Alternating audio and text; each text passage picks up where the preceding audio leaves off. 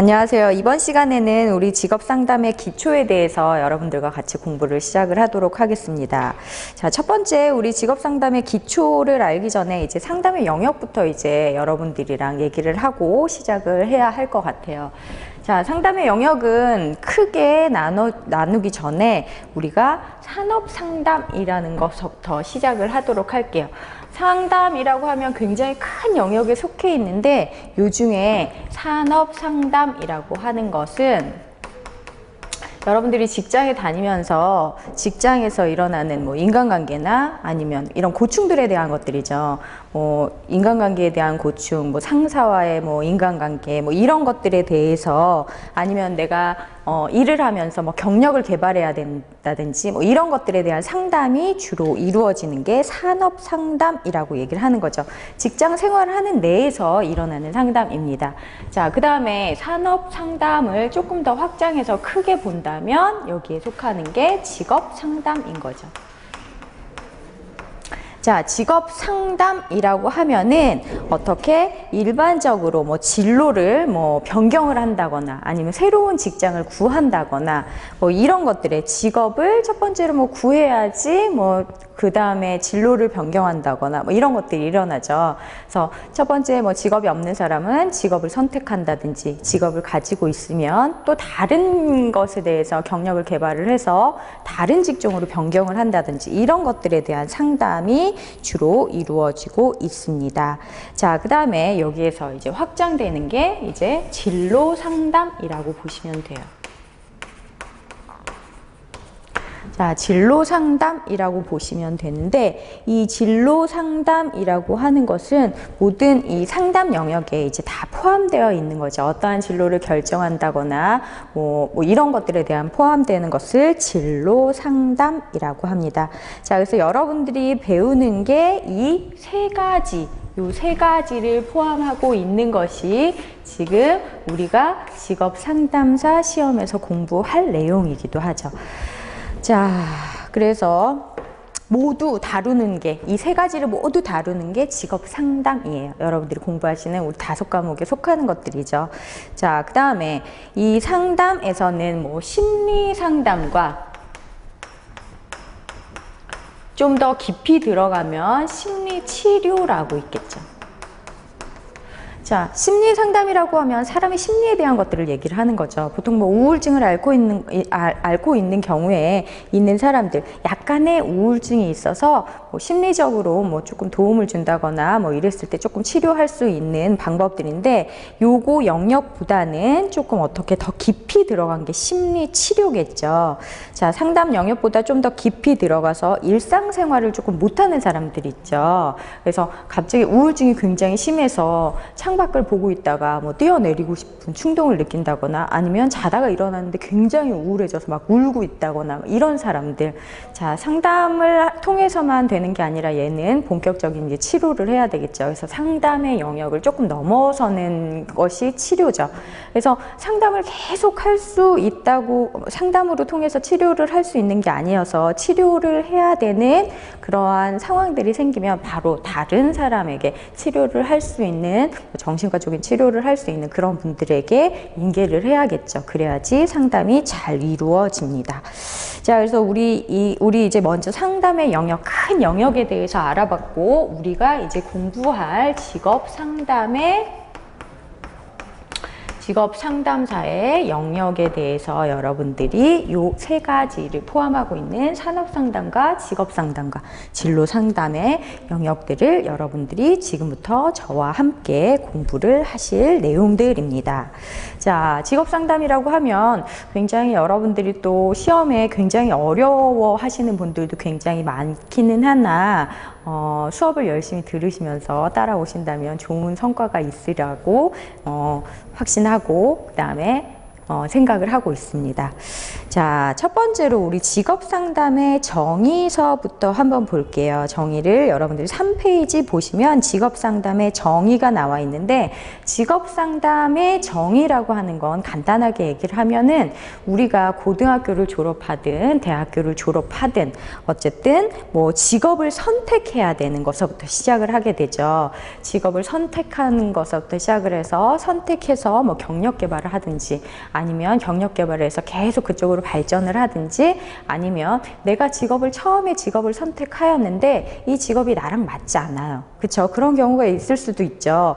자, 그러면 그거에 대한 진로 변경을 해서 다른 직업을 선택을 해서, 이게 일생이랑 같이 연관이 되어 있습니다. 그래서 선택을 하고 뭐 변경을 하거나, 그 다음에 쭉 가다가 은퇴하고 난 이후에도 물론 집에서 쉬고 계시는 분들도 계시고 뭐 여유롭게 즐기시는 분들도 계시고 하지만 또 일을 하고 싶어 하시는 분들도 계시죠. 요즘엔 수명이 굉장히 늘어났잖아요. 그렇죠? 그래서 은퇴 후에도 어떻게 내가 직업을 선택하는지, 이런 것까지 모두 포괄해서 인생과 같이 간다고, 이제 직업은 같이 간다고 여러분들이 생각을 하시면 돼요.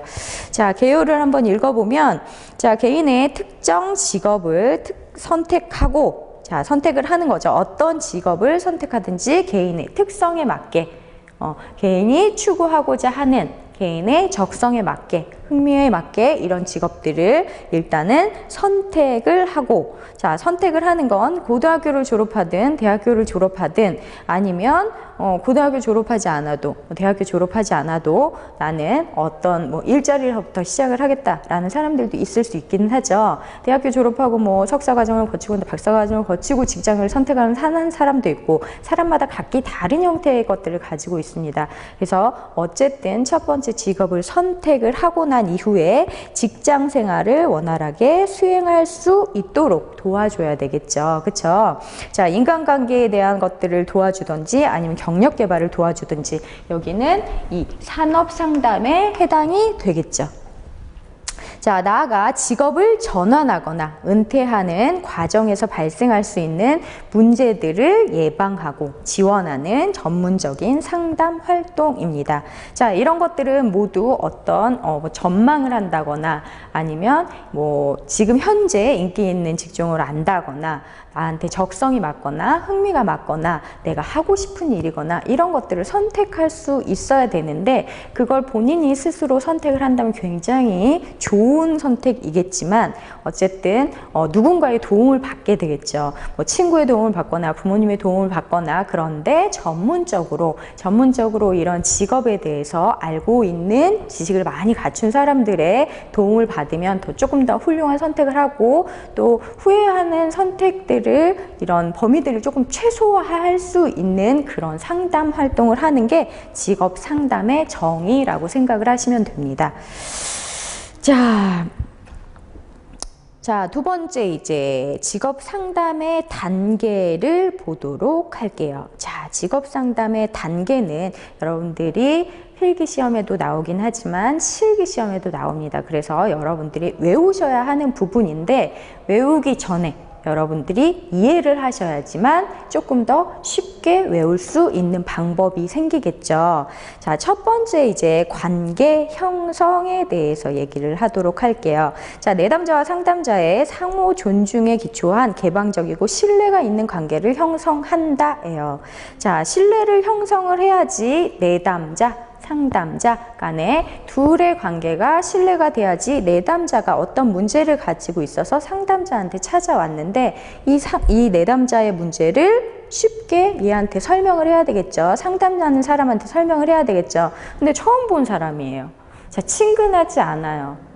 그렇다고 하면 이 관계가 형성되기까지 시간이 걸리겠죠. 그렇죠? 이런 시간 관계가 들여야지만 관계 형성이 구축이 되고 있기는 하지만, 상담가의 역할은 이런 관계 형성을 잘 구축할 수 있도록 만들어주는 거죠. 자, 여기서 내담자하고 상담자하고 보시면, 자, 내담자라는 단어와 상담자라는 단어는 조금 생소하죠. 상담자라고 하면 유추는 가능하죠. 그렇죠? 상담자는 상담을 하는 사람이죠. 그쵸? 상담을 하는 사람. 자, 그렇다고 하면 내담자라고 하는 건 상담을 받으러 온 사람을 내담자라고 얘기를 합니다. 그래서 여러분들 직업 상담사를 공부를 하실 때에는 내담자와 상담자의 기본적인 단어를 알고 계셔야겠죠. 내담자는 상담을 받으러 온 사람, 상담자는 상담을 하는 사람이라고 생각을 하면 됩니다. 둘의 관계가 신뢰받는 관계여야 되겠죠. 그래야지 어떻게 우리도 이렇게 쉽게 생각하시면 돼요. 친구들 중에서도 내가 어떤 친구한테는 굉장히 말을 편안하게 할 수 있어서 그 친구한테는 내 속내를 털어놓으면서 나의 문제점과 뭐 치부가 될 수도 있겠죠.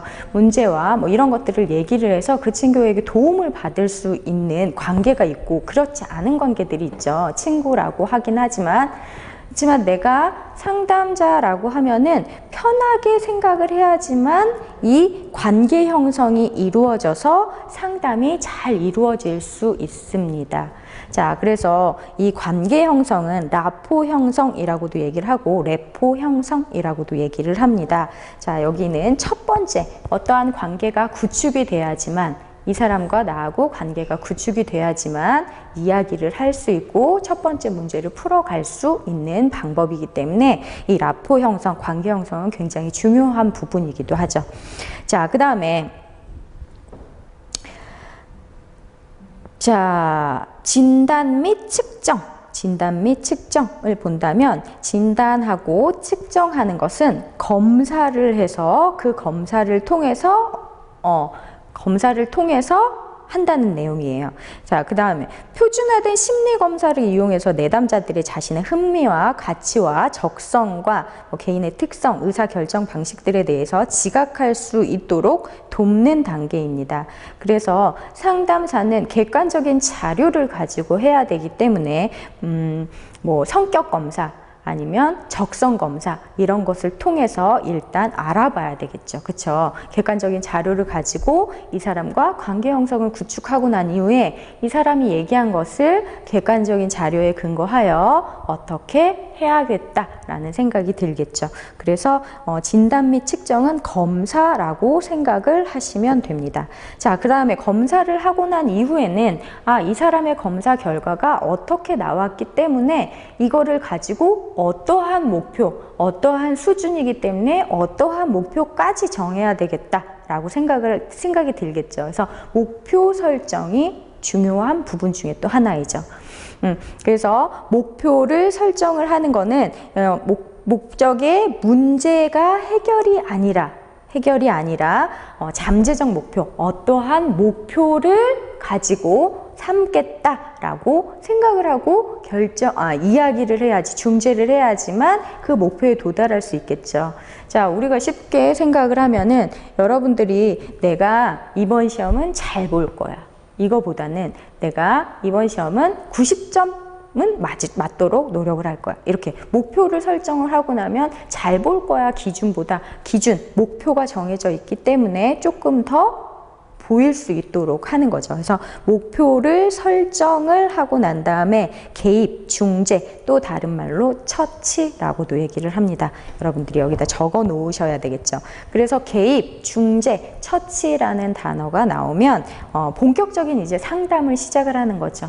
관계 형성을 하고 그 다음에 진단 및 측정을 하고 난 다음에 목표를 설정을 하고 그 다음에 개입, 중재, 본격적인 어떠한 문제에 대해서 상담사가 이제 얘기를 하게 되는 것을 개입, 중재라고 얘기합니다.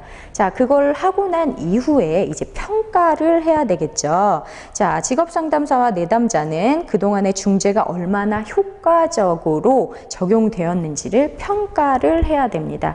이게 상담의 뭐예요?